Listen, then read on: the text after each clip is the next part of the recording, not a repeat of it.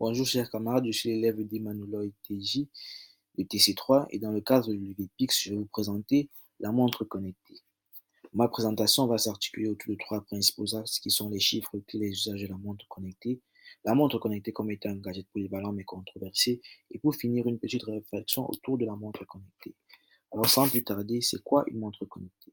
Alors la montre connectée, encore appelée smartwatch, est une montre bracelet informatisée qui possède des fonctionnalités allant au-delà du simple affichage de l'heure et du chronométrage.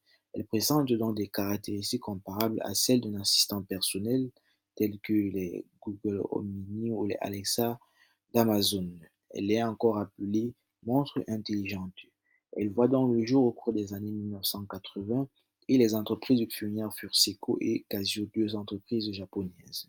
Concernant les grands chiffres, on a 42,6 millions de smartwatches vendus en 2018 contre 33,3 millions de ventes en 2017, soit une nette augmentation de 39%, ce qui est un record en ce qui concerne les objets connectés. Et concernant les marques qui dominent le secteur, on a Apple qui détient 53% du marché avec 17,7 millions de montres vendues en 2017. Apple détient également le record du nombre de montres vendues en un trimestre qui est de 8 millions. Concernant la montre connectée la plus vendue, il s'agit de l'Apple Watch série 3 qui s'écoula à 18 millions d'exemplaires pour une recette totale de 4,3 milliards de dollars. Nous allons passer maintenant à la deuxième partie qui est la montre connectée, un gadget polyvalent mais controversé. Déjà, il faut savoir que la montre connectée est actuellement l'objet connecté le plus connu et le plus vendu. Mais on dirait qu'il a du mal à vraiment prendre de l'essor. Alors, nous allons tout d'abord le présenter comme étant un gadget polyvalent. Pourquoi un gadget polyvalent? Parce qu'il possède de nombreuses fonctionnalités et de nombreuses utilités. On a notamment le Quantify Self ou le tracking d'activité qui nous permet en fait de mesurer plusieurs paramètres physiologiques tels que les battements du cœur, le pouls et bien d'autres, l'activité sportive, la podométrie.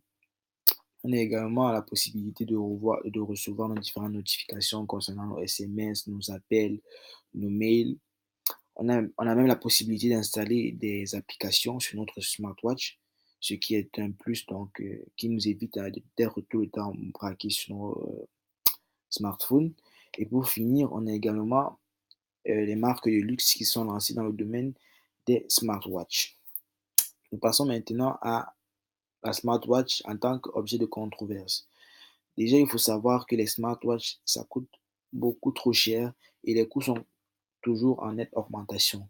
Car en 2015, les smartwatches coûtaient pratiquement quelques centaines d'euros. Et en 2017, on est passé à 200 euros et quelques. On a également le problème d'autonomie, car les smartwatches ont une très faible autonomie, ce qui décourage beaucoup de personnes à s'en offrir. Parce que l'autonomie maximale est de 2 à 3 jours pour les smartwatches les plus performantes. Et pour finir, le plus grand problème reste les, le très grand nombre au niveau de la gestion des données personnelles. Parce qu'il faut savoir que les smartwatches prélèvent beaucoup d'informations, que ce soit physiologiques ou personnelles. Et on ne sait pas toujours où elles sont stockées ou comment elles sont gérées en fait par les différentes entreprises qui y ont accès.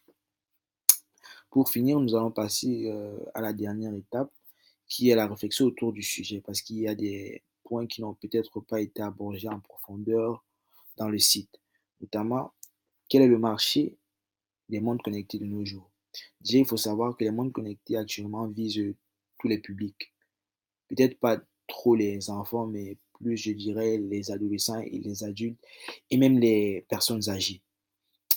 Euh, Faut-il donc investir dans le marché des montres connectées? Déjà, je dirais que les chiffres et les statistiques parlent pour elles-mêmes parce qu'on a un chiffre d'affaires qui est en constante évolution, de même que le nombre de ventes. Donc, actuellement, on conseille à beaucoup de personnes d'investir dans ce domaine qui est en constant essor.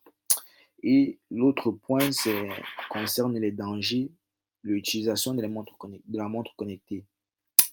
Le principal danger qui ressort de l'utilisation de la montre connectée, c'est l'exposition aux ondes électromagnétiques, parce qu'on a une double exposition aux ondes électromagnétiques concernant les ondes émises par le Bluetooth et les ondes émises par le téléphone.